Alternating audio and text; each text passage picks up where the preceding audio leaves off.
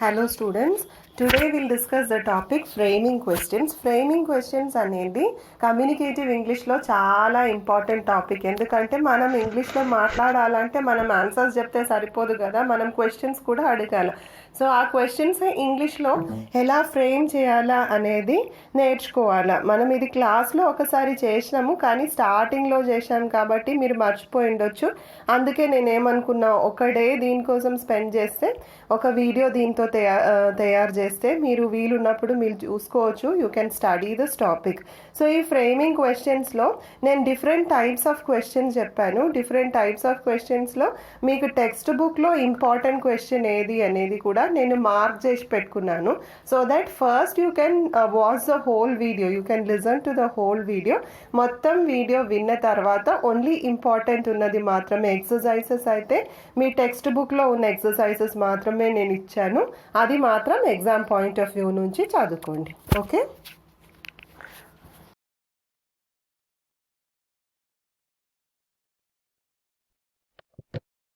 Next స్లైడ్లో question paper format మళ్ళీ ఇచ్చాను. సో బిట్ 2లో మీకు ఫ్రేమ్ క్వశ్చన్స్ వస్తుంది. దీని నుంచి ఈ ఫ్రేమ్ క్వశ్చన్స్లో మీకు ఎస్ నో క్వశ్చన్స్ వస్తుంది కావచ్చు, లేదంటే డబ్ల్యూహెచ్ క్వశ్చన్స్ వస్తుంది. ఇంక ఇది రెండు కాకుండా మీకు క్వశ్చన్ ట్యాగ్స్ కూడా ఉన్నాయి కదా, అది కూడా రావచ్చు ఇదే బిట్లో. Okay, what are the different types of questions in English? First ఏంటి, am, is, are questions. am, is, are questions అంటే questions beginning with this auxiliary verbs. దీనికి ఆక్సిలరీ వర్బ్స్ అని చెప్తాం కదా, హెల్పింగ్ వర్బ్స్ అనేది. ఈ వర్బ్తో స్టార్ట్ అయిన క్వశ్చన్స్కి యామ్, ఈజ్, ఆర్ అని, యామ్, ఈజ్, ఆర్ క్వశ్చన్స్ అని చెప్తారు. ప్రజెంట్ టెన్స్లో ఉంటుంది కదా యామ్, ఈజ్, ఆర్ అనే క్వశ్చన్స్. అదే కైండ్ ఆఫ్ క్వశ్చన్స్ పాస్ట్ టెన్స్లో వస్తే దానికి వాజ్, వేర్ క్వశ్చన్స్ అని చెప్తాను. కానీ వాజ్, వేర్ అనేది మీకు ఇయ్యలేదు టెక్స్ట్ బుక్లో, మీకు only am, is, are questions ఇచ్చినాం. ఈ యామ్, ఈజ్, ఆర్లో యామ్, ఈజ్, ఆర్ అనే క్వశ్చన్స్కి ఆన్సర్గా ఎస్ లేదంటే నో ఆన్సర్స్ వస్తుంది. సో ఈ ఎస్ నో క్వశ్చన్స్ అని కూడా చెప్తాను దీనికి. Okay, second type of questions are do, does, did questions. Questions starting with these words. Questions డూతో స్టార్ట్ అయితే, లేదంటే డస్తో స్టార్ట్ అయితే, లేదంటే డిడ్తో స్టార్ట్ అయితే కూడా ఆన్సర్స్ ఎట్లా వస్తుంది, ఎస్తోనే వస్తుంది. సో ఇది కూడా ఎస్ నో క్వశ్చన్స్ దాంట్లోనే వస్తుంది. థర్డ్ వన్ ఏంటి, హ్యాస్, హ్యావ్, హ్యాడ్ క్వశ్చన్స్. ఈ ఆక్సిలరీ వర్బ్స్తో, ఈ హెల్పింగ్ వర్బ్స్తో స్టార్ట్ అయిన క్వశ్చన్స్కి హ్యాస్, హ్యావ్, హ్యాడ్ క్వశ్చన్స్ అని చెప్తారు. ఇంకా can, could, may, might, will, would, shall, should ఇలాంటి హెల్పింగ్ వర్బ్స్ ఉన్నాయి కదా, దీంతో కూడా క్వశ్చన్స్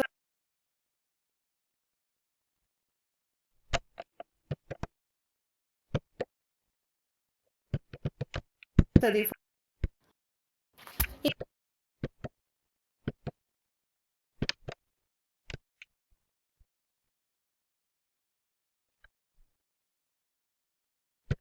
సో ఈ స్లైడ్లో ఫస్ట్ ఎస్ నో క్వశ్చన్స్ అని ఇంత పెద్దగా ఇచ్చినాం. ఎస్ క్వశ్చన్ అంటే దానికి ఆన్సర్ ఎఫర్మేటివ్గా ఉంటుంది. ఎఫర్మేటివ్ అంటే పాజిటివ్గా, yes I am a student, అలాంటి ఆన్సర్స్ ఉన్న క్వశ్చన్. అలాంటి ఆన్సర్స్కి మనం క్వశ్చన్ రాయాలి. ఇంకా నో అంటే no I am not a teacher, దానికి మనం క్వశ్చన్ రాయాలి. సో అందుకే ఈ క్వశ్చన్స్కి జనరల్గా ఎస్ నో క్వశ్చన్స్ అని చెప్తాను. సో అక్కడ ఎస్ నో క్వశ్చన్లో లెఫ్ట్ సైడ్లో యామ్, ఈజ్, ఆర్ క్వశ్చన్స్ ఇచ్చినాం కదా.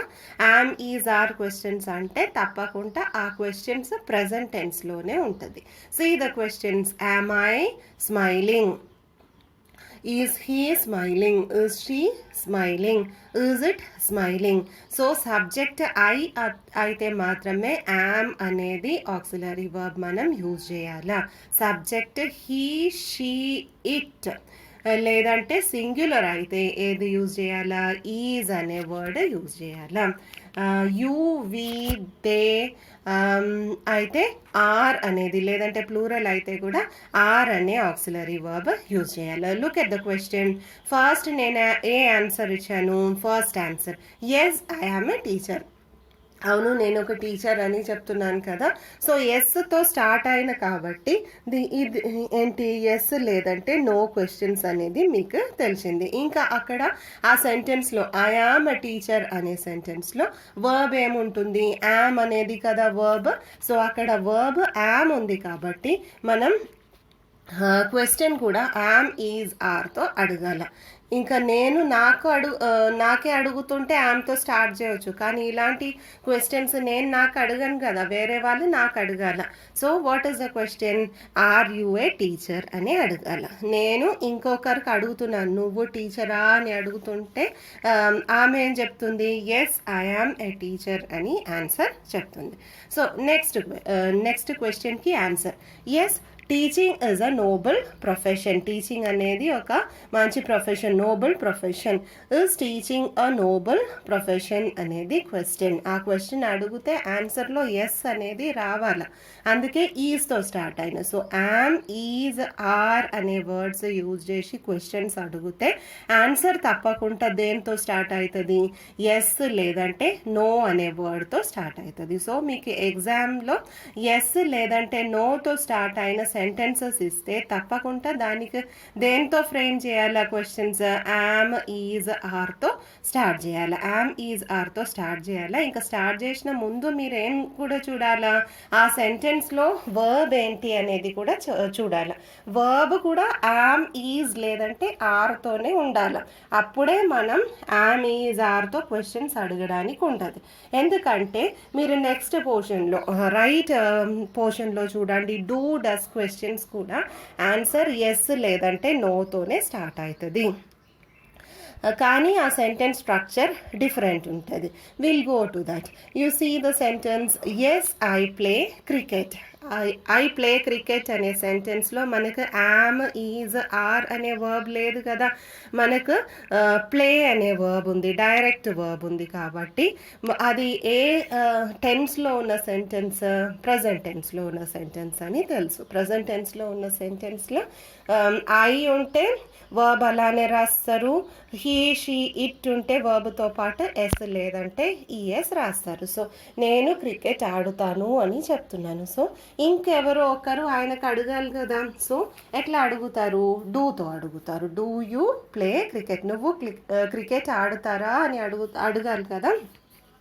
Do you play cricket? Next sentence. Yes, she walks for 3 kilometers daily. Look at the sentence. ఆ సెంటెన్స్ ఎస్ తోనే స్టార్ట్ అవ్వాలి. ఇది కూడా ఎస్ నో క్వశ్చన్సే, కానీ వర్బ్ చూడండి డైరెక్ట్ వర్బ్ ఉంది. వాక్స్ అనేది డైరెక్ట్ వర్బ్ కదా. యామ్, ఈజ్, ఆర్ అనేది దీంట్లో రావట్లేదు, అందుకే యామ్, ఈజ్, ఆర్ క్వశ్చన్ అడగడానికి ఉండదు. డైరెక్ట్ వర్బ్ ఉంటే మనం ఎట్లా అడగాల, డస్, డూ లేదంటే డిడ్తో అడగాల. ప్రెజెంట్ టెన్స్ కాబట్టి డూ లేదంటే డస్ వస్తుంది. పాస్ట్ టెన్స్ అయితే డిడ్ అనే వర్బ్ యూజ్ చేయాలి. అర్థమవుతుందా? షీ ఉంది కాబట్టి డస్ అనేది యూజ్ చేయాలి. హీ, షీ, ఇట్ ఉంటే లేదంటే సింగులర్ ఉంటే డస్తో స్టార్ట్ చేయాలి question. I, you, we, they plural ఉంటే డూతో క్వశ్చన్ స్టార్ట్ చేయాలి. క్లియర్ అవుతుందా?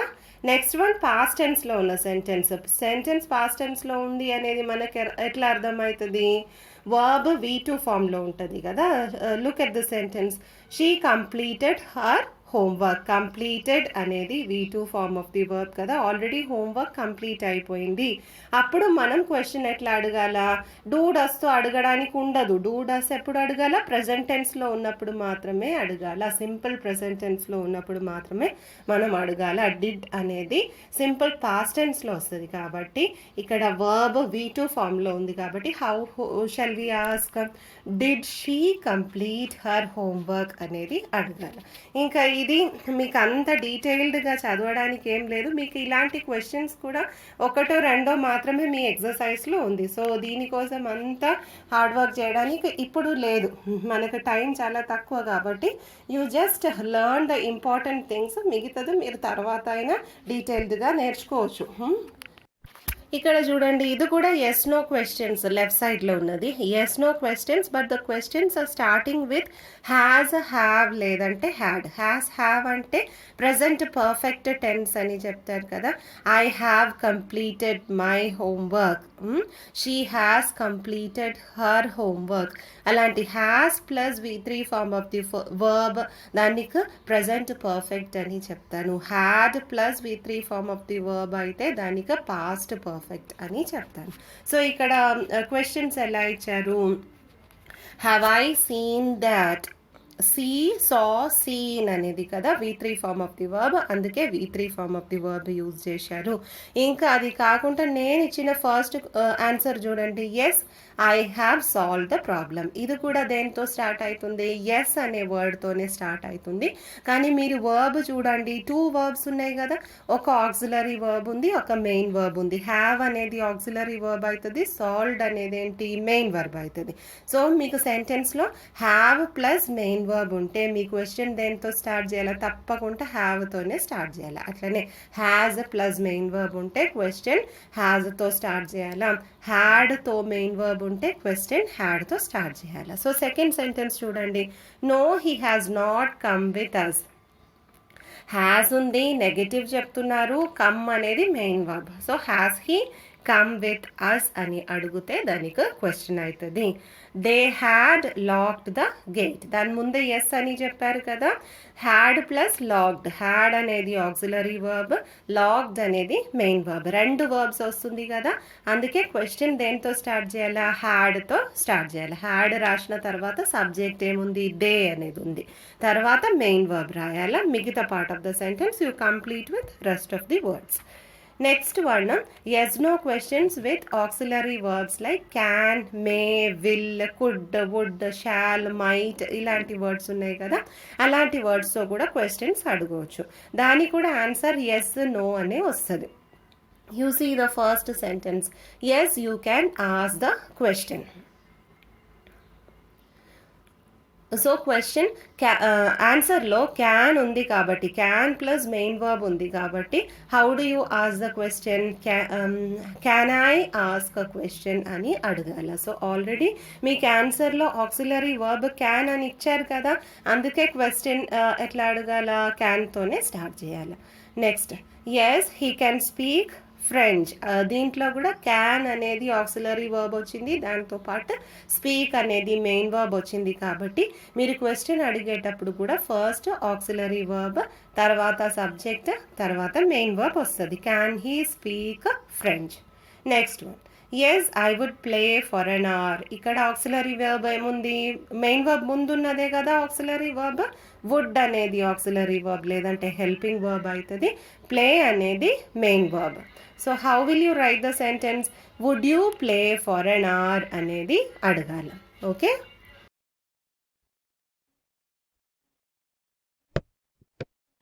ఈ స్లైడ్లో నేను ఎస్ నో క్వశ్చన్స్కి ఎగ్జాంపుల్స్ ఇచ్చాను. There are about 11 sentences. 11 సెంటెన్సెస్లో 11 sentences are different. Each sentence is different from the other sentence. Different in the sense ఒక్కొక్క సెంటెన్స్లో ఒక్కొక్క టైప్ ఆఫ్ వర్బ్ యూజ్ చేశాను. సో దట్ మీరు క్వశ్చన్ ఎలా ఫామ్ చేయాలా, సెంటెన్స్లో ఉన్న వర్బ్ని బట్టి క్వశ్చన్ ఫామ్ చేయాలి. ఆన్సర్ నేను అక్కడ రెడ్లో ఇచ్చాను so that it is not difficult for you. First sentence చూడండి, yes I'm late. Yes no questions అంటే సెంటెన్సెస్ స్టార్టింగ్ విత్ ఎస్ లేదంటే నో. నేను ఇక్కడ నెగిటివ్ సెంటెన్సెస్ ఇయ్యలేదు, ఓన్లీ పాజిటివ్ సెంటెన్సెస్ ఇచ్చాను. నెగిటివ్ మీ టెక్స్ట్ బుక్లో కూడా లేదు, అందుకే ఎక్కువ ఎందుకు డిస్క్రైబ్ చేయాలని ఓన్లీ అఫర్మేటివ్ సెంటెన్సెస్ లేదంటే పాజిటివ్ సెంటెన్సెస్ మాత్రమే ఇచ్చాను. First sentence, yes I am late. ఈ సెంటెన్స్లో ఎస్ ఉంది కాబట్టి ఎస్ నో క్వశ్చన్ వస్తుంది. ఇంకా సెంటెన్స్ ది వర్బ్ ఏంటి? యామ్ అనేది verb. So we can write the question starting with yam. Am I late అనేది క్వశ్చన్. ఇంకా దీంట్లో ఆర్ యూ లేట్ అనేది కూడా అడగవచ్చు. టీచర్ స్టూడెంట్కి అడుగుతుంటే ఆర్ యూ లేట్ అని టీచర్ అడిగేటప్పుడు student yes madam I'm late అని చెప్పవచ్చు కదా. So both are right here. Next sentence, second sentence, yes his father is a police. ఈ సెంటెన్స్లో ఈజ్ అనేది వర్బ్ కాబట్టి ఆ సెంటెన్స్లో క్వశ్చన్ ఎట్లా అడగాల, is his father a police అని అడగాల. Next one, yes they are waiting for us. Are అనేది ఆక్సిలరీ వర్బ్, వెయిటింగ్ అనేది మెయిన్ వర్బ్ కాబట్టి how do we ask, first ఆర్తో అడగాల, తర్వాత సబ్జెక్ట్ పెట్టాలా, and after that you add the main verb. Are they waiting for us. Next fourth sentence, yes they like gardening. వాళ్ళకు gardening అంటే చాలా ఇష్టం. ఇక్కడ ఓన్లీ మెయిన్ వర్బే ఉంది, ఆక్సిలరీ వర్బ్ లేదు. You see they like gardening, అప్పుడు డూ డస్ అనేది వస్తుంది కదా. దే లైక్ గార్డెనింగ్ అంటే సెంటెన్స్ సింపుల్ ప్రెజెంట్ టెన్స్ కాబట్టి సింపుల్ ప్రెజెంట్ టెన్స్ సెంటెన్సెస్కి క్వశ్చన్ దేనితో స్టార్ట్ చేయాలి, డూ లేదంటే డస్తో స్టార్ట్ చేయాలి. ఇక్కడ దే కాబట్టి డూ అనేది వస్తుంది. ఐ, యూ, వి, దే లేదంటే ప్లూరల్ ఉంటే మనం డూతోనే క్వశ్చన్ అడగాల. డూ దే లైక్ గార్డెనింగ్ అనేది వస్తుంది.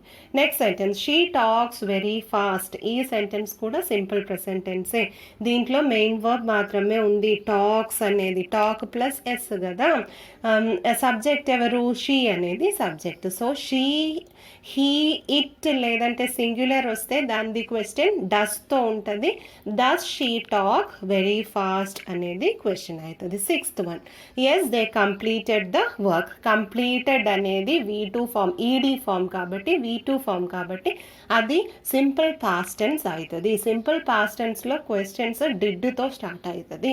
So question will be did they complete the work. Did use చేస్తే మళ్ళీ కంప్లీటెడ్ అని రాయకూడదు, అది తప్పే. డిడ్తో పాటు V1 ఫామే రాయాలి. Did they play, did they work అట్లనే రాయాల. డిడ్ దే వర్క్డ్ అని చెప్తే అది తప్పు అయిపోతుంది question. Next seventh one, yes they have played cricket since their childhood అనేది. సో దీంట్లో హ్యావ్ ప్లస్ V3 ఫామ్ వచ్చింది, పర్ఫెక్ట్ టెన్స్ కదా, present perfect tense. So how do you ask the question, have they played cricket since their childhood అని అడగాల. Next one, yes she has prepared her lunch. ఇది కూడా has plus V3 form కాబట్టి present perfect tense. Question కూడా హ్యాస్తోనే start అవుతుంది. Has తర్వాత subject పెట్టాలా, దాని తర్వాత మెయిన్ వర్బ్ వస్తుంది. Has she prepared her lunch. Yes they had worked for 8 hours. Past perfect tense. So first had రాయాలా, తర్వాత సబ్జెక్ట్ వస్తుంది, తర్వాత వర్క్డ్ అనేది వస్తుంది. Had they worked for 8 hours. Clear కదా ఇప్పుడు. Yes she will pass in the exam. Will అనేది auxiliary verb లేదంటే హెల్పింగ్ వర్బ్. పాస్ అనేది మెయిన్ వర్బ్ అవుతుంది. సో ఫస్ట్ ఆక్సిలరీ వర్బ్ రాయాలా, తర్వాత సబ్జెక్ట్ రాయాలా, తర్వాత మెయిన్ వర్బ్ రాయాలా. Will she pass in the exam. Yes they should call the police. Should అనేది auxiliary verb, call అనేది main verb. So first we'll write the auxiliary verb, helping verb. Should అనేది first రాయాలా, తర్వాత subject ఎవరు, they అనేది subject. They అని రాసిన తర్వాత కాల్ అనేది మెయిన్ వర్బ్ అవుతుంది. So should they call the police. I hope it is clear for you now. Next part is WH questions. WH questions అంటే WHతో స్టార్ట్ అయిన క్వశ్చన్స్, WH వర్డ్స్తో స్టార్ట్ అయిన questions. For example who, when, where, why, which, whose, whom ఇలాంటి వర్డ్స్తో start అయిన క్వశ్చన్స్కి WH questions అని చెప్తారు. ఇంకా అది కాకుండా దీంట్లో ఒక ఎగ్జెప్షన్ ఏదంటే హౌ అనే వర్డ్ కూడా దీంట్లోనే ఇంక్లూడ్ అవుతుంది. Okay, how is the party, హౌతో స్టార్ట్ అయిన క్వశ్చన్స్ కూడా ఈ WH క్వశ్చన్స్తో పాటే వస్తుంది. This questions require information in answer rather then yes or no. ఇప్పుడు వరకు మనం చెప్పిన దానికంతా ఆన్సర్ ఎలా వచ్చింది, ఎస్ లేదంటే నోతో స్టార్ట్ అయింది కదా. కానీ ఇక్కడ ఎస్ నో అనేది కాకుండా ఇంకా సాలిడ్ ఇన్ఫర్మేషన్ ఆన్సర్గా వస్తుంది.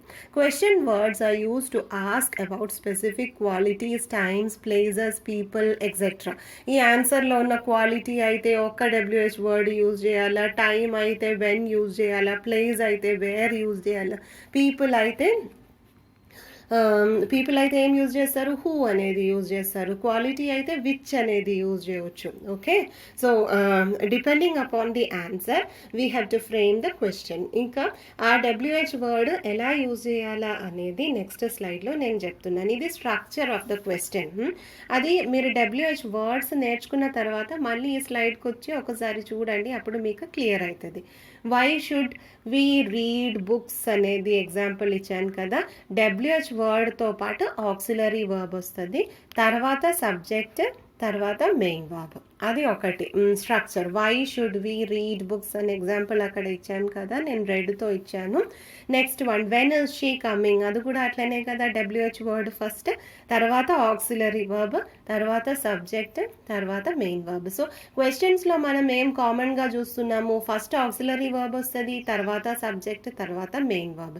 అది అక్కడైనా సేమ్, ఎస్ నో క్వశ్చన్స్ అయినా అట్లనే వస్తుంది, ఇక్కడ అయినా సేమ్ వస్తుంది. సో అండ్ ఆక్సిలరీ వర్బ్ లేదంటే మనం ఎట్లా రాయాలా, డబ్ల్యూహెచ్ వర్డ్తో పాటు డైరెక్ట్గా మెయిన్ వర్బ్ రాయాలా. For example, what happen to Raju, what అనేది డబ్ల్యూహెచ్ వర్డ్, హ్యాపన్డ్ అనేది main verb. Who won the game, who అనేది డబ్ల్యూహెచ్ వర్డ్ అవుతుంది, వన్ అనేది మెయిన్ వర్బ్ అవుతుంది. నెక్స్ట్ స్లైడ్లో మీకు డబ్ల్యూహెచ్ వర్డ్స్ ఎప్పుడు యూజ్ చేయాలని చెప్తున్నాను. అది చూసిన తర్వాత మీరు మళ్ళీ ఇక్కడ వచ్చి స్ట్రక్చర్ చూస్తే మీకు ఇంకా క్లారిటీ ఉంటుంది. ఓకే, ఇక్కడ ఫస్ట్ డబ్ల్యూహెచ్ వర్డ్ ఏమి ఇచ్చాను, హూ అనేది ఇచ్చాను. హూ అనేది ఎప్పుడు యూజ్ చేస్తారు, ఒక పర్సన్ గురించి అడిగేటప్పుడు మాత్రమే హూ అనే వర్డ్ యూజ్ చేయాలి. ఎగ్జాంపుల్ ఇచ్చారు, who is that man, that is Peter. Where అనేది ఎప్పుడు వాడుకుంటారు, ఒక ప్లేస్ గురించి లేదంటే ఒక లొకేషన్ గురించి అడుగుతున్నప్పుడు మాత్రమే వేర్ అనేది యూజ్ చేయాలి. Where do you live, I live in London. Why అనేది ఎప్పుడు వాడుకోవాలా, ఒక రీజన్ గురించి చెప్పేటప్పుడు వై అనేది వాడుకోవాలి. వై ఆర్ యూ లీవింగ్, నువ్వు ఎందుకు ఇక్కడ నుంచి వెళ్తున్నావు, because I am tired. Next when ఎప్పుడు వాడుకుంటారు, టైం గురించి. ఈ సేమ్ వర్డ్సే కదా మనం రిలేటివ్ క్లాసెస్లో కూడా డిస్కస్ చేసినది. సో మీకు ఇప్పుడు వరకు ఇదంతా క్లియర్ అయి ఉండొచ్చు కదా. హౌ అనేది ఒక మేనర్ గురించి, ఎలా చేస్తున్నారు అనేది చెప్పడానికి హౌ అనే వర్డ్ యూజ్ చేయాలి. How are you going to Berlin, నువ్వు బర్లిన్కి ఎట్లా వెళ్తున్నావు. వాట్ అనేది ఎప్పుడు యూజ్ చేస్తారు, ఒక ఐడియా గురించి చెప్పేటప్పుడు లేదంటే ఒక ఆబ్జెక్ట్ గురించి చెప్పేటప్పుడు, ఒక యాక్షన్ గురించి మాట్లాడేటప్పుడు వాట్ అనేది అడగవచ్చు. For example, what is your plan, అక్కడ ప్లాన్ అనేది ఒక ఐడియా కదా. So next, what do you eat for breakfast, thing గురించి చెప్తున్నాను. సో అదంతా వాట్ అనేది అడగాల. నెక్స్ట్ విచ్ అనేది కూడా ఒక చాయిస్ గురించి చెప్పేటప్పుడు విచ్ అనేది యూజ్ చేస్తాం. విచ్ అనేది థింగ్ గురించి కూడా యూజ్ చేయవచ్చు. నెక్స్ట్ హూజ్ అనేది పొజెసివ్ ప్రొనౌన్ అని నేను చెప్పాను. సో హూజ్ ఒక ఓనర్షిప్ చూపించడానికి యూజ్ చేయాలి. హూజ్ ఈజ్ దిస్ బుక్, ఈ బుక్ ఎవరిది, ఎవరు ఈ బుక్ ది ఓనర్ అని అడగడానికి హూజ్ అని డబ్ల్యూహెచ్ వర్డ్ యూజ్ చేశారు. నెక్స్ట్ వాట్ టైం, టైం గురించి. What kind, description. What kind of music do you like, నీకు ఎలాంటి మ్యూజిక్ అంటే ఇష్టం. హౌ మెనీ, క్వాంటిటీ చూపించడానికి. How many students are there in the class. How long, ఎంతసేపు అని చెప్పడానికి how long. How long will this lecture take, ఎంతసేపు ఇంకా మాట్లాడతారు అని. నెక్స్ట్ హౌ ఆఫన్ అనేది ఫ్రీక్వెన్సీ చూపించడానికి. How often do you go to the gym. How far అంటే డిస్టెన్స్ చూపించడానికి. హౌ ఓల్డ్ అనేది ఎప్పుడు వాడుకుంటారు, how old are you. Age, age గురించి అడగడానికి హౌ ఓల్డ్ అని అడుగుతారు కదా. Clear. Here frame WH questions. He is my friend. He అంటే ఒక పర్సన్ కాబట్టి క్వశ్చన్లో ఏం రాయాలా, హూ అనేది రాయాలా. Who is he. It is an audio book. Object. So object వస్తే ఏం యూజ్ చేయాలా, వాట్ అనేది యూజ్ చేయాలా. వాట్ ఈజ్ ఇట్, ఆబ్జెక్ట్ లేదంటే యాక్షన్ లేదంటే ప్లాన్ గురించి చెప్పేటప్పుడు వాట్ అనేది యూజ్ చేయాలా. It is a Thursday, day గురించి చెప్పేటప్పుడు what day is today. English is my favourite language. Choice కదా ఒకరిది, అందుకే which is your favourite language. Next one, next స్లైడ్కి వెళ్దాం. ఇదంతా మీరు చేస్తే సరిపోతుంది, అంతా డిఫికల్ట్గా ఏం లేదు.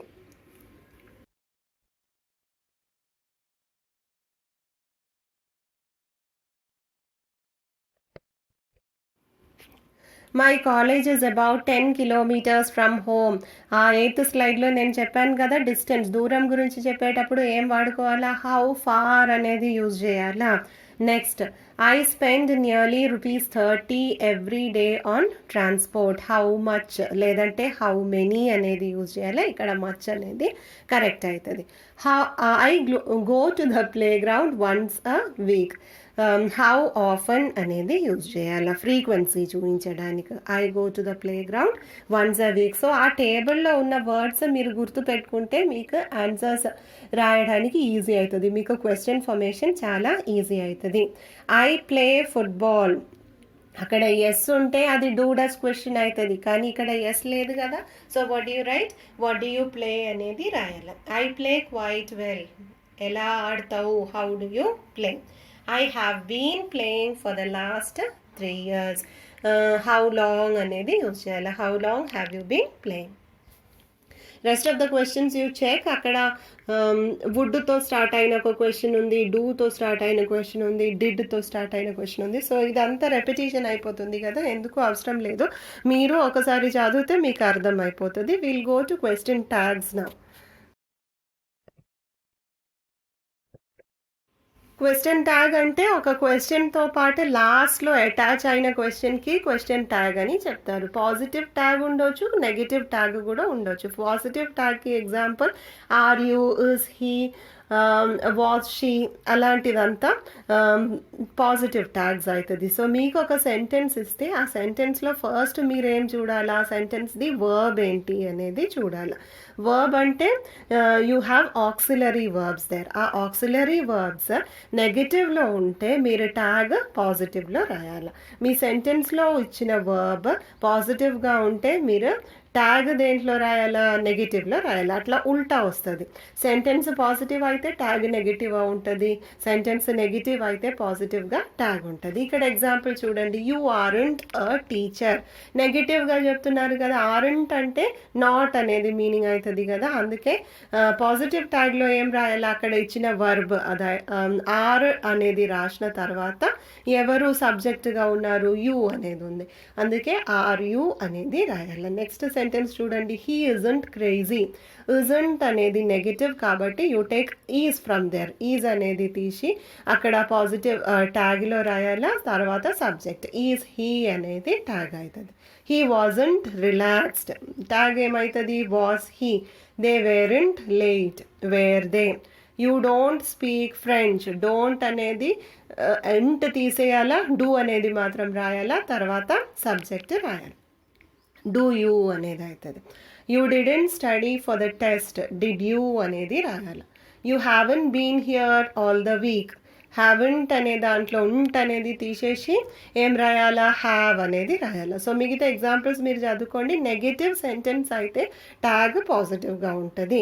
నెక్స్ట్ స్లైడ్లో మీకు పాజిటివ్ సెంటెన్సెస్ ఇస్తున్నాను. పాజిటివ్ సెంటెన్స్ ఇస్తే మీరు ట్యాగ్ ఎలా రాయాలా, నెగిటివ్గా రాయాలి. Okay, look at this positive sentences. You are a student.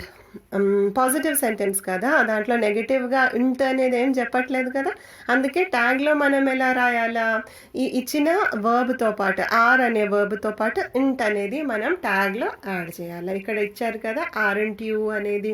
He is very busy. Is అనేది పాజిటివ్ కాబట్టి ట్యాగ్లో మనం నెగిటివ్ రాయాలా, ఈజంట్ హీ అనేది అవుతుంది.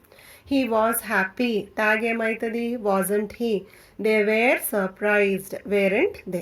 యూ స్పీక్ ఇంగ్లీష్ అనేది టెన్స్ సింపుల్ ప్రెసెంట్ టెన్స్ కదా. సింపుల్ ప్రెసెంట్ టెన్స్లో క్వశ్చన్ దేంతో అడుగుతారు, డూ లేదంటే డస్తో అడుగుతారు కదా. ఇక్కడ యూ కాబట్టి డోంట్ యూ అనేది రాయాలి. He study Spanish. అది కూడా సింపుల్ ప్రెసెంట్ టెన్స్. ఇంకా హీ కాబట్టి డస్ వస్తుంది. సెంటెన్స్ పాజిటివ్ కాబట్టి ట్యాగ్ నెగిటివ్ అవుతుంది. డజంట్ హీ అనేది correct answer. You studied for the test.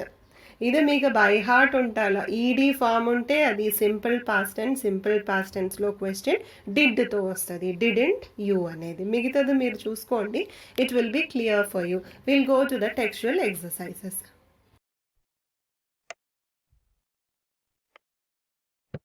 Last slide. ఈ లాస్ట్ స్లైడ్లో మీకు టెక్స్ట్ బుక్ నుంచి ఉన్న క్వశ్చన్ ట్యాగ్ ఎక్సర్సైజెస్ ఇచ్చాను. ఫస్ట్ సెంటెన్స్ ఏంటి? Seema sings well. దీంట్లో ఈ సెంటెన్స్ ఏ టెన్స్లో ఉంటుంది? సింపుల్ ప్రెసెంట్ టెన్స్లో ఉంటుంది కదా, వర్బ్ ప్లస్ ఎస్ కాబట్టి. So what do you right?